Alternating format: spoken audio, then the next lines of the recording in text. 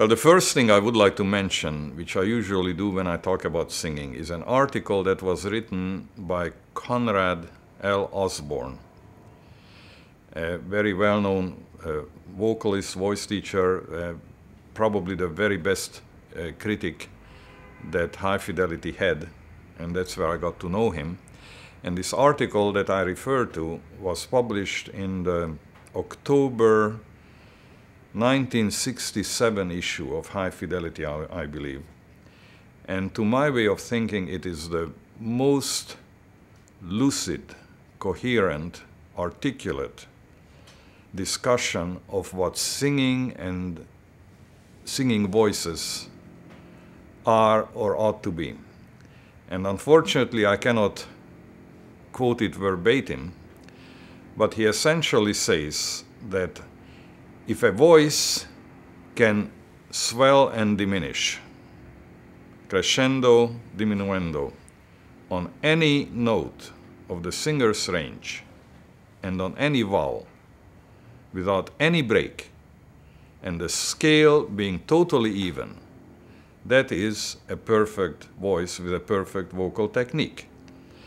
He goes on to say that although this sounds very simple, there are hardly any singers who can execute this simple exercise on all notes of his or her range and without a break.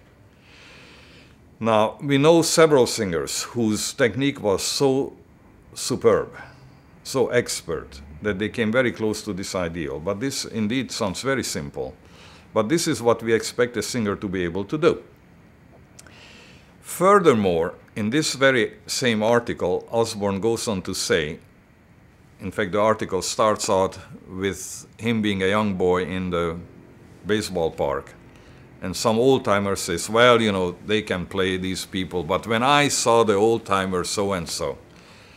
And Osborne says it very well may be true, it may not be true, but when we are talking about the old-timer singers, the older generation, the generation who came before us, and we praise them or rave about them, we have a very, very simple way of testing what these old geezers tell us about singing in their time.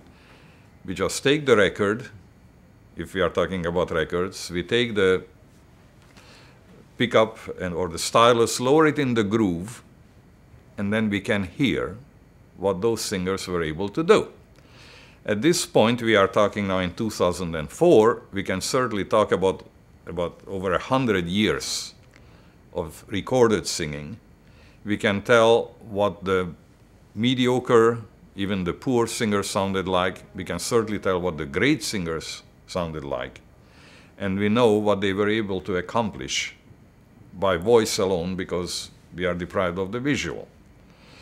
So when we go back to, let's say, 100 years of recordings, we can clearly hear their accomplishment.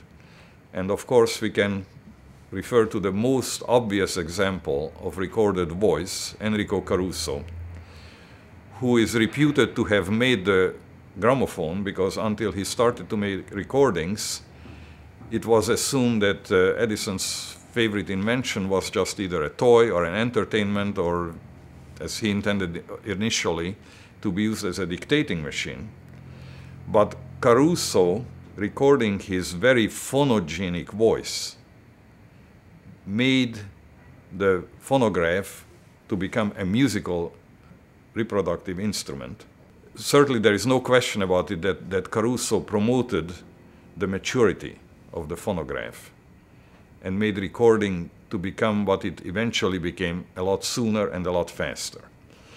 Now, why do we talk about Caruso? Because he made his first recording in 1902 by the acoustic method, no amplification, no way to manipulate the sound. It was just sung or yelled or screamed into a large horn, and all the resonance was focused and picked up by the membrane and transmitted by that single cutting needle. So we hear the physical reproduction of sound.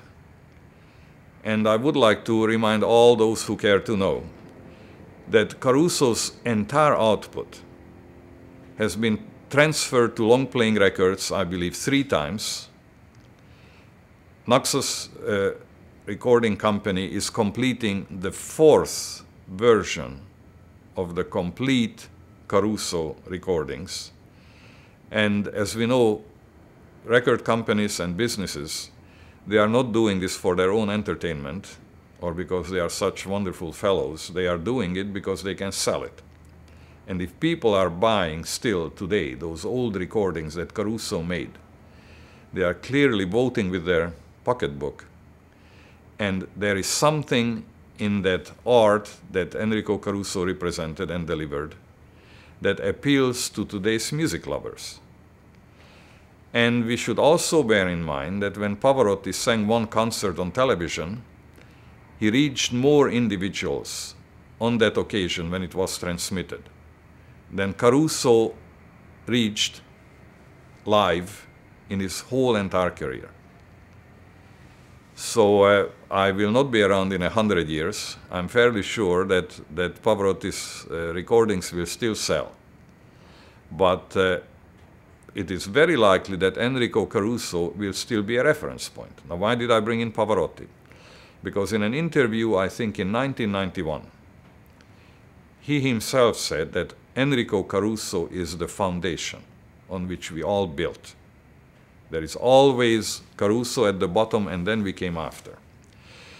This is a good thing and a bad thing, because those who try to emulate Enrico Caruso often ruin their voices. Caruso was born with a certain physical attributes that cannot be learned. You were born that way. There were various tests and measurements made on his mouth and size of roof and length of vocal cords. They were unique. And he had a range from a recorded D flat all the way down to the range where he could record, almost as a lark, the coat song from La Bohème, because on one occasion in Philadelphia in 1913, when Segurola, Andres de Segurola, became so hoarse during the performance that he could not sing the aria, Caruso, with his back to the audience, sang it for him. And his friends urged him to make a record. They made a test record. He had 5 copies printed and then the matrix broken, as far as I recall. But again, why do I bring this up? It's not because Caruso is certainly one of my favorites, but to point out that Caruso not only was able to sing high and low, and he had that incredible range because of the strength and length of his vocal cords, but he could color his voice. Granted, he does not sound like, let's say, Cesare Siepi singing the coat song, or name whomever you like, but it is a bass-colored tone, bass-colored voice.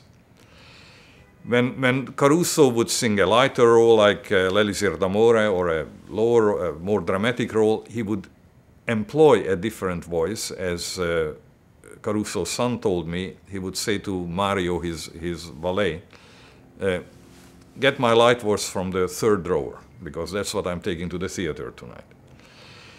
So, with this much said, I really wonder how many of our contemporary stars from the recent past or today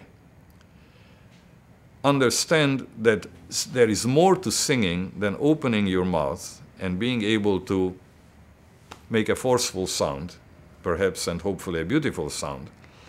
But you have to accommodate the text, the music, the mood of the music, the atmosphere, and you have to be able to convey what the composer put into that music by the variation of the sound. There are some singers, and we will not name names, who have a gorgeous voice. They sing beautifully. They are technically competent. You can put on a CD, or in the old days an LP, listen to the whole length of the recital, and when you are through, you say, well, I don't want to hear this sound anymore, it was sweet and sugary, whatever, but it is just too much.